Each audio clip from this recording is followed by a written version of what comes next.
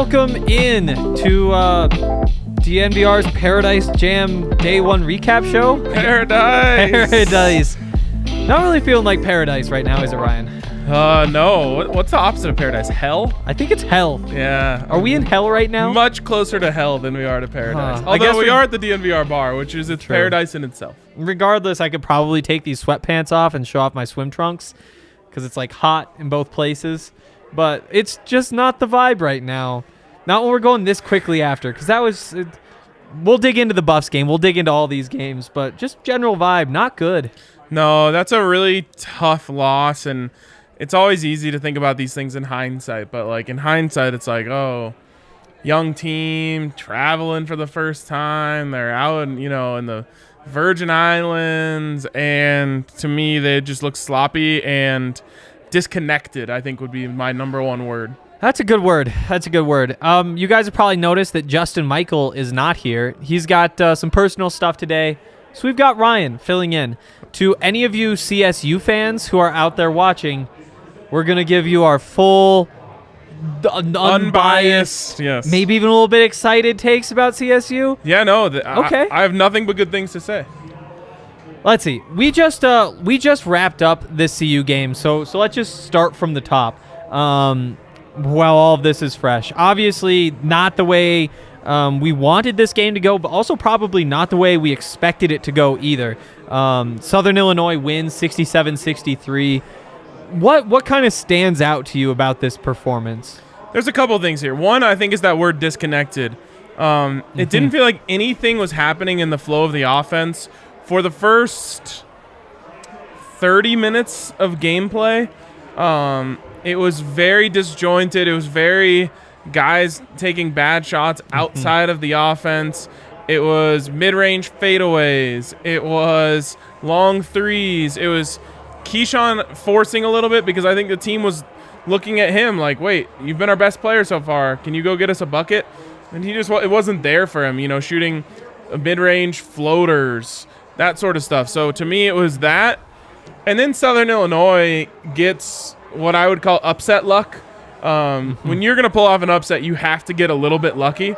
And they absolutely got a lot of bit lucky. They did. I think the turning point from where I went from thinking, okay, CU's going to come back and win this game to, okay, it's going to be one of those nights, is the bank three after a near backcourt violation.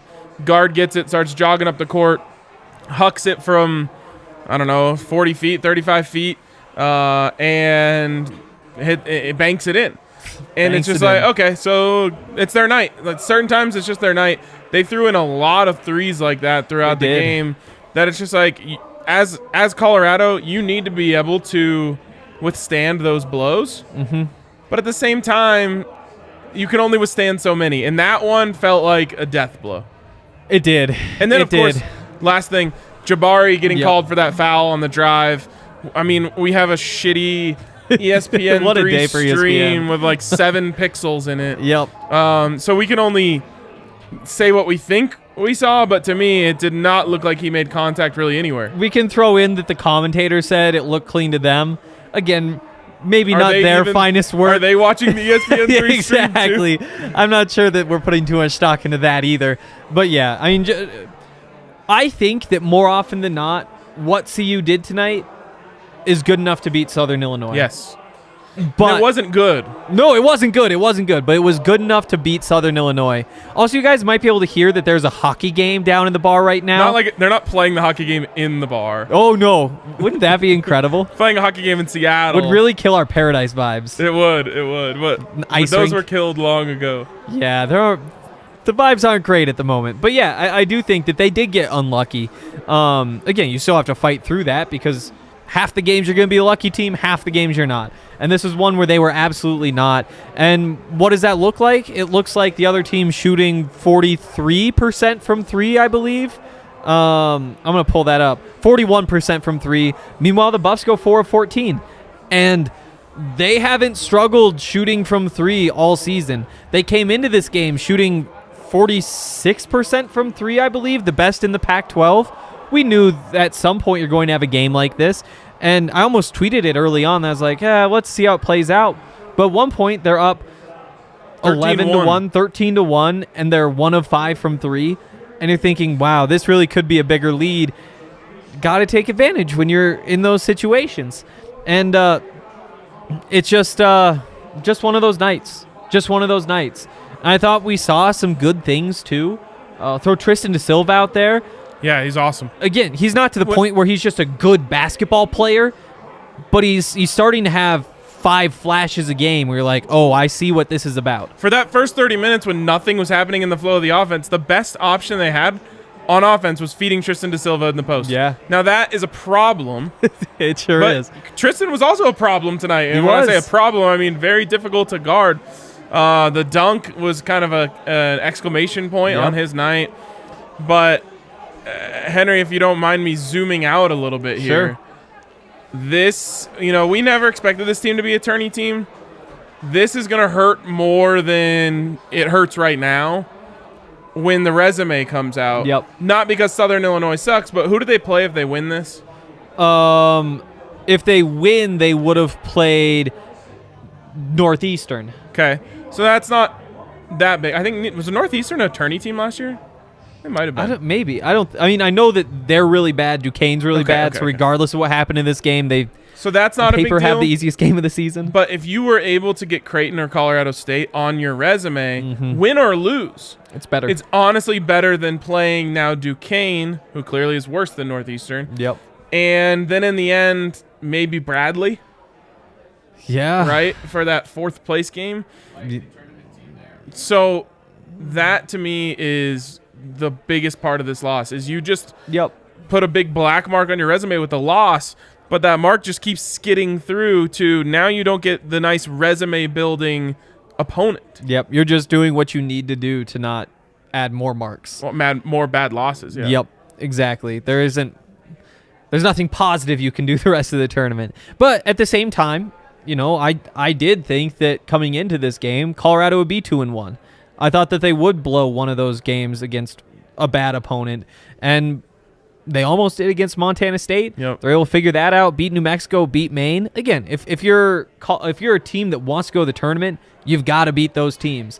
But just knowing the situation, knowing that this is a team that is going to be much, much, much, much better at the end of the season than the beginning, especially that early, I did think that at this point we'd be sitting here with 1 loss. And you really just got nothing from role players. I don't know if you have I can pull up the stats in front of me, but like Nick Clifford. God, I'm going to keep doing that. It's Dominique Collier was the Colorado kid before him. Nick Clifford, non-existent. I don't know what he did. Yeah. 2 of 4, 4 points, 4 boards. Better than I thought, but I thought I had a very low bar. Let me just pull it up here. But KJ Simpson goes 0 for 3. Exactly. Lawson goes that was 0 for 0. Yeah, Lawson makes no impact. Luke O'Brien makes very little impact. KJ Simpson, like you mentioned, 0 of 3. So you were really leaning on just all of your starters, and Keyshawn didn't have it. And I think, to me, that is the biggest takeaway I have from this, from a big picture standpoint. Right now, it seems as if this team goes as Keyshawn goes. It's funny because that's exactly how it was last year. This team went as Ken went, and you need more than that. Now, again, Jabari ends up with a good game with a lot of production in the second half of the second half. Yep. Batty, same thing. He hits 3 in a row. So that's 8 points that he hit in a 1-minute stretch. Yep. Otherwise, 4 points in all other minutes of the game. It's just a very... Is that 3-0? 3-0. I think that they were cheering a save. Oh, cheering a save. Okay. Yeah, still 2-0. Anyways, it's just one of those games where you needed more from a role player. You needed someone to get hot from 3. You needed something. They didn't have it from anyone. Absolutely. We can move along, though. Sounds good. We've got more games we want to talk about. Want to just jump into Colorado State next, because this is the other one we're going to spend some time on. First of all, I think my big takeaway here is, boy, did ESPN struggle putting this game on TV. Bro. I can't believe it. It is 2021. How in God's name can you not keep a broadcast live for the entirety of it? I am so relieved, and I feel so bad for Colorado State fans. Now, nothing really feels that bad after you win, so they probably moved past it. If you end up losing that game and the feed is cutting in and out the entire, we missed the entire last 4 minutes. We did. Minus the last 6 seconds. Right. It was so bad. It's the worst broadcast I've ever seen, and that's only getting into like the production side of the broadcast. The announcers were also terrible. They were. And so for me, I was like, okay, I got to tune in. I got to watch this game. This isn't the time to like work on other things. Those other games, I was working on some other things too. So I was like, here's what I'm going to do. I'm going to go to the gym. I'm going to get on the elliptical, and we're just going to spend some time on the elliptical watching this game. Well, then we started hitting the technical difficulty, and I was like, okay, what if this is like that, what do you call it, the intermittent whatever? I was like, I'm just going to try to sprint during the technical difficulties, kind of relax, so you can actually see the game. Adds up.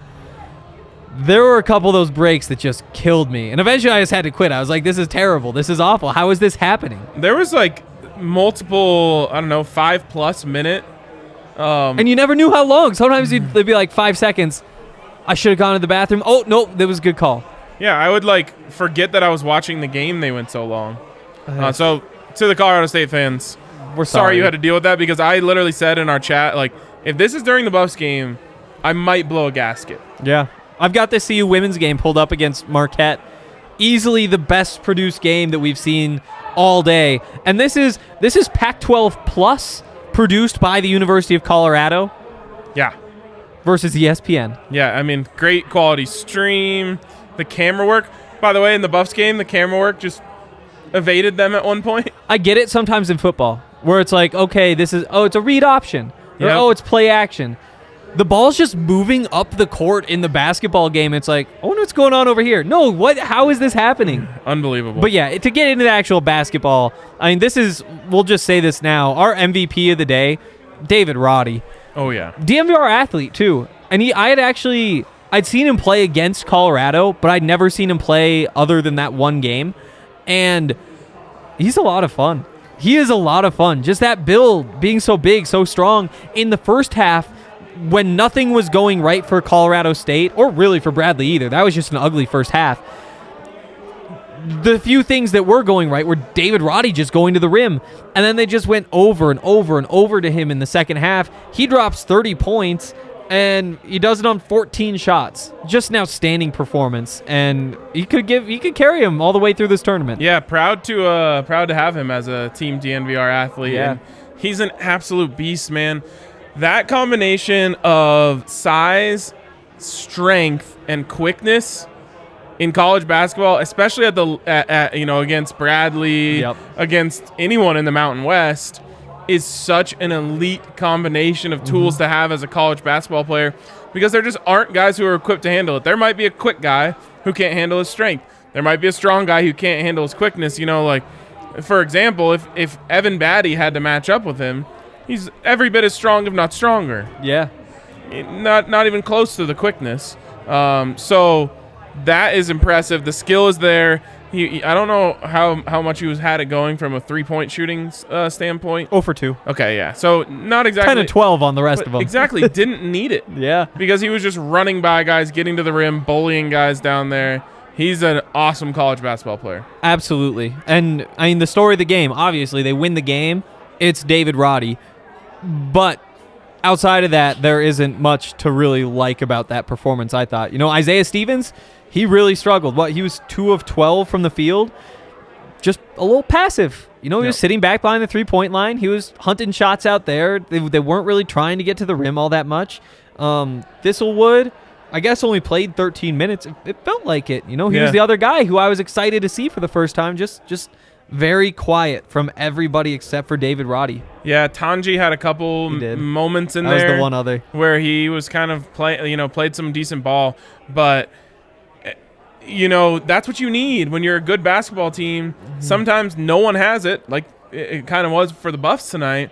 And for the Rams, their best player just went and got them a 30-piece. That's what nearly half of their points. Yeah. If Jabari Walker goes and gives the Buffs 30 tonight, they win. Definitely. And I think that it kind of exposes the underlying flaw of the CSU team. The one thing that they're going to have to get over kind of night in, night out is just the lack of length. Yes. Bradley is not the most skilled team. They're long. They're long, though, and they're big guys. And so, you're just going to struggle when you're lacking size across the board, when you're trying to get to the rim and score. David Roddy can do it. Isaiah Stevens tonight couldn't do it. Yeah, and you saw that come back to get CSU last year when they went up against that just mountain of a man. I think he played for Nevada or Utah State. I always get those two confused because their colors are the same. Yeah. But he was like a 7-foot-something who just stood in the middle, and guys like David Roddy are trying to go into him, and he's just swatting everything away. That is the one thing that team really lacks. But again, they went up against a competent team who had way more length than them today, and David Roddy was just like, okay, you're longer than me, I'm going through you. Yep. And that's kind of the X factor. Overall, though, 66-60, you get the win in a tournament setting. That's all that matters. Survive and advance. We can move along to CSU's opponent in the next round now. They're going to take on Creighton. And Creighton today, they to me looked like the best team in the tournament going up against Brown. Yes. They were really clean. And that's, I guess, kind of something you expect from Creighton. They're a well-coached team. They always have very skilled players, and that's what they showed today. We came out of that first game thinking, okay, shots aren't falling in this arena, right? Well, then Creighton goes out there, and they get out to like a 15-4 lead, or that might not even be close to what it was. But I knew early on in the game, okay, Brown is going to have a really hard time keeping up. If Creighton's going to shoot the ball like this, Creighton just kept going and kind of just like slowly suffocated Brown, who we thought was actually going to give them a game. Never even came close. Yeah. I mean, and with Creighton, it was just everybody. Yeah. Everybody was effective. No matter who they gave the ball to, they could get downhill and get to the rack. They could hit a three-pointer. I mean, just reading through the starters, 6 of 9, 5 of 11, 9 of 13, 4 of 8, 6 of 9, all of them in double digits. Just such a polished team performance. I'm going to see if I can pull this up here, but I mean, they went out to a 26-12 lead, never really looked back, wound up winning 78-57. That, to me, is the best team in this tournament, based on what we've seen. I came in with CSU just ahead of them in my power rankings. You got to flip them based on just how sharp one team looked and the other didn't. But it's going to be a great game tomorrow. Right, I was going to say, we're going to find Sunday. We're going to find out. They shoot 56% from the field in that game, 35% from three, but they hold Brown to 36% from the field and 18% from three. And I think if they're able to replicate the defensive performance against CSU, they'll have a successful game there. But CSU again is not going to probably shoot as poorly as they did today. So that's a really good basketball team in Creighton. It looks like a tournament team. Yeah, definitely. And we probably thought that coming into this, but you replace 5 starters with the number 8 recruiting class in the country. Who knows what's going to happen? And it turns out what's happening is going to be good. What do you think is going to happen in that game when Creighton plays CSU? It's so hard to think about right now just because with the recency bias, like you would just say, like, I think Creighton is just going to, for lack of a better term, outclass CSU. And I don't mean that in like a demeaning way. It's just like that looks like a very classy basketball team. Yeah, like, just so sharp. Sharp is a better way of putting it. Just clean passes, clean rotation on offense, clean rotation on defense, very connected. As opposed to what I was saying about the bus, disconnected. Everything Creighton was doing felt really connected. And I think that was also a problem for CSU today. Luckily for them, they were able to just say, okay, well, let's go to our bowl. I don't know if that would work against Creighton. In fact, I know it won't work against Creighton. So for CSU to get that win, they're going to just have to get a better team effort, play better team basketball. Agreed. One more game to hit here. Northeastern and Duquesne. So this was the one I didn't catch. You'll have to take us through this one. These are not, we came in, we both agreed that these were going to be the likely 2 worst teams in the tournament. Northeastern actually did kind of jump on them early and held that lead all the way through. I think they might have gone up 10-0 even. And then I think basically just never got within 7 points or so, which, if you're, I guess that means Colorado has Duquesne. I forgot they're on the loser side of the bracket. Right. You feel pretty good about that. But in terms of this game, I mean, just the shooting, I guess, stands out for Northeastern, and that's what they want to do. They shoot more threes than just about anybody in the country. They have good three-point defense, and then just kind of build everything else off of that. Again, just seemed like two basketball teams, maybe on slightly different tiers there, with Duquesne not having much in the tank. It's good news for the Buffs. It is. Because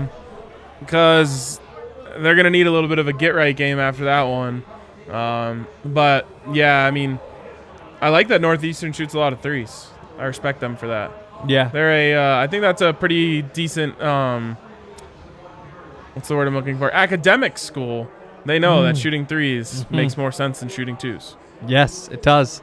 Plus, recruiting. Just if you know that you're a shooting team, just go get your shooters. Ooh. We're not going to be super athletic. We're not going to be super talented. We're Northeastern. That was never an option anyway. Right. Just shoot your Give threes. us shooters. Just see if you can get lucky. Let's play some of these over-unders. Okay. We'll go through this pretty quickly. We've got a vacation draft on the way, which is going to be a lot of fun. We draft different vacation spots. I have put no thought into this. Feels like would have been more fun after a win. I think a lot of things would have been more fun after a win. I agree. I think you're right on the money there. I'm already planning my exit home after this, not going downstairs to keep drinking. Yeah, That's where absolutely. I'm at. Yeah, me too. I gotta get this Madden game in. Me too. Not gonna happen. We desynced 20 times now. We tried again today. It's not gonna. We're gonna try again. It's a whole thing. It's a whole thing. But yeah, these over-unders. So here's how this is going to work. We're going to just, again, kind of talk through these games. We'll start with this CSU Creighton game. Okay. Creighton over-under 5.5 point favorite. Ooh, really good question. I'll say under. Okay. I think CSU is going to get some good respect from the bookmakers. Okay. I like it. I'll say under as well. I do think that Colorado State had the tougher opponent. Again, it's just so early. It's tough to really put things into context. The numbers coming into the season said this is pretty even game. Exactly, and I don't think it changes much based on that. We will. How about David Roddy? Let's go David Roddy points over under 22.5. Oh, I thought you were going to put it at 20.5, and I was going to take the over for sure. It's a big number. I'll say over. They need him to, right? I think they have to go through him the entire game. So I know. I think that they're absolutely going to try, but there's also just a chance that it doesn't work and they lose this game by 10 points. And in that world, I don't think that he does it, obviously. Where he struggles, though, is against rim protectors, and I don't think Creighton really had any special rim protection. Not special. They have the guy who's named Kelbremer, big 7-footer who's pretty effective. He's comfortable in his body, but he's not big. He's not your shot blocking prototype at all. You kind of need one of those long guys who can also get up in the air. Yeah. Because Roddy will just go into your chest and his body control, his Roddy control is just off the charts. Oh boy. I'll take the over on points as well, and we can move on from that one. How about Roddy control? Roddy control. It works. It works pretty well. Colorado Duquesne. Say Buffs favored over under 9.5 points. Over. I think it's over too. I bet they are 13.5 point favorite. I was gonna say 13 or 14. I think you're right on there. Buffs over under 25. No. Over under 28.5% from 3. It's got to be over. It's got to be, right? Hopefully they'll get another well, no, they got to play. Yeah. So do they end up playing more games? Everybody plays 3. Okay. Yep. I'll say over, yeah, for sure. What did they shoot today? Not good. 50% I think it was 4 of 14, and that included that final Hail Mary shot. You want to at give the us end. that quick math? What 4 of 14 is? That is 28.57. That is crazy. I wonder how you got there. I guess you gotta go over on that one. How can you make 4 threes in a whole basketball game in 2021? Especially when you're the best 3-point shooting team in the Pac-12. Like, By the numbers, at least early. maybe Tad. It'd be interesting to hear what Tad would say about this. I feel like you got to shoot at least 25, at least 20. I don't have like a good argument against it. Like, we talked about all the ones that Southern Illinois threw in. Which do they go by so ill? Because they should. They should. So ill from deep. They shot 29. Mm-hmm. So, they get 3 times the amount to fall, but they also shot twice as many. They Got to did. shoot them to make them. Absolutely. Tristan Da Silva, over under 9.5 points. It's got to be over. I think it's got to be over. He's playing with confidence. Again, he was like their best option for 30 minutes tonight. For sure. Keyshawn over under 18.5. Under. Oh, okay. I think he's due for a little slump. Okay. I'll take the over on both of those. Why not? I think that's it. Okay. Let's just jump into this vacation destination draft. So here's the way that this is going to work. Honestly, pretty poorly, I would guess. If it feels like there's some sort of a mess that's on the way here, I haven't thought through this at all. Okay. But we do a snake draft, 5 picks apiece. We're just drafting our favorite vacation destinations. If you could pick where to go, where would you go? You All right. want first pick or You can the have swing? Oh God, I don't even know. Like there's so many different routes you can take. We're going. Let's go 3 rounds. We're set for 5. Okay. I'm gonna take Hawaii. It's classic. It's in America, so you don't have to worry about I don't love traveling. Hawaii is an island, technically. Oh, you need to pick Oh. one island at Hawaii. I mean, you just want Honolulu Island, Maui. That's okay. Yeah. Honolulu's on Maui, right? I have no idea. Isn't it? I don't think so. Honolulu is a city. Oahu. Oh, damn. I don't know any of this stuff, but I do know that. All right. Oh, that yeah. would be a better Okay. Tournament to be invited to on than the Oahu. Paradise Jam. It would have been, yeah. It would have been. So for me, it's a very specific part close to Cabo, but I'll just say Cabo because that's an easier one. Okay. I'm going. It would be San Jose del Cabo, which is a little different than Cabo San Lucas, but It is. I don't want to confuse the voters. Yeah, thank you for that, I guess. You also get the next pick. Okay. I'm trying to think of places I've actually been to. Have you been to Maui? I have. Okay. I thought Honolulu was there, too. Oh, man. Kayla, you want to help me out here? You got any good ideas? You had one idea. I'm thinking Paradise. The what? No, I'm not doing that. I'm going to go with Greece. That was going to be my next one. I love Greece. And the reason I didn't make my first pick is because I was like, well, shit. Ryan's not going to take Greece with this swing here. Oh, my goodness, you took Greece. I can't believe that. Greece is off the board, bro. There's not even anything like Greece. I greased you. Oh, my goodness. You got Greece, please. Great pick, Ryan. Damn Thank it. you. I'm lost now. I never thought this would be so hard. Give me Italy because I get Rome, which is like worse Greece. You sure you don't want the Chicatera? I want all of Italy. You can't have any of it. And it's my pick again. Where I don't really go places. Oh, Disney World. Give me Disney World. I'm going to win this easy. Oh, man. All right. You want Expedia over there? Yeah. I was not ready for this. Okay. Maybe like, thinking maybe I go along the same lines as like the Caribbean here. Okay.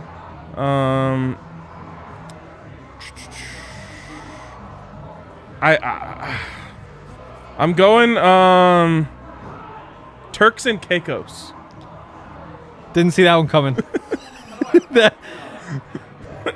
TURKS ampersand CAICOS. Wow, just off the top of your head. Yeah. Nice. I believe you get another pick too. Oh no. Why is this so hard? I know, right? Are the comments coming in with anything? Okay. I never thought vacation spots would be so hard. I know. You just go to Cabo every time. I kind of do. I enjoyed my time in Belize. People say that. Yeah. I've heard good things about Belize. Is that my last pick? Oh no, I have No, one you more. gotta come up with another. Back to back, huh? Sure, yeah. Give me the Bahamas. Doesn't that sound right? Yeah, that does sound right. We should do this when we're older and we've actually traveled a little bit more. We should just circle back to this and give ourselves reviews. Circle back to this in like 2035? Yeah. 14 years, we can travel some places. I would say so. Last pick, we're going. Just waiting for this.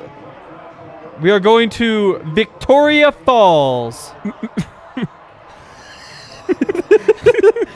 It is a breathtaking UNESCO World Heritage Site.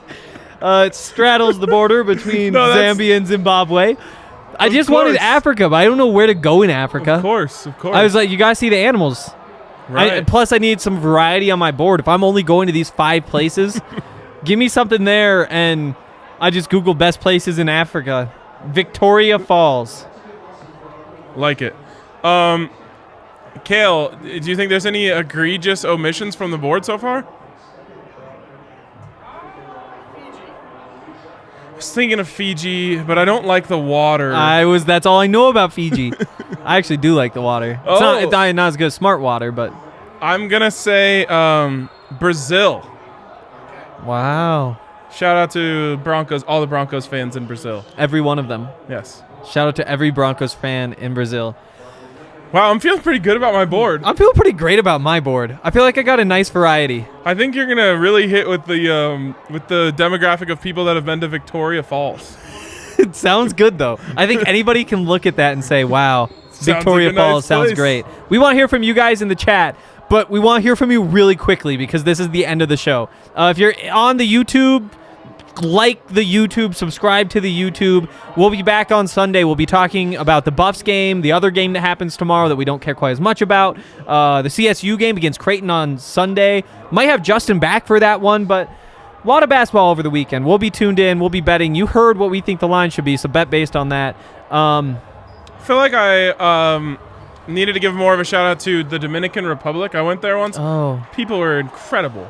So here's my thing. I don't like to go where they don't speak English. Well, you'll love the Dominican Republic. They speak English? Yeah. Oh, I would have drafted also, it. that's a terrible take. I know, but you need to get past that. It's just so... It just adds this whole nother dimension. And it's not like dimension. I drafted like Italy. Like I know what I'm getting in myself into over there. But it's just... I don't want to be challenged when I'm on vacation. And is there anything more challenging than not being able to communicate with anybody around you? I mean, I don't know, man. I kind of like the adventure of the language barrier. See, I'm not here for adventure. I'm here for animals, give and Henry beaches, a trip and to Disney Hawaii World. where you can have a nice, unseasoned chicken breast lathered in mayo. Yes, please. Sign me up. I'm going to figure out where to get one of those, and that means it's time for us to go. Thanks, Ryan, for jumping on. Shout out producer Kale, super producer Kale. What am I saying? Behind the scenes. We'll see you guys on Sunday.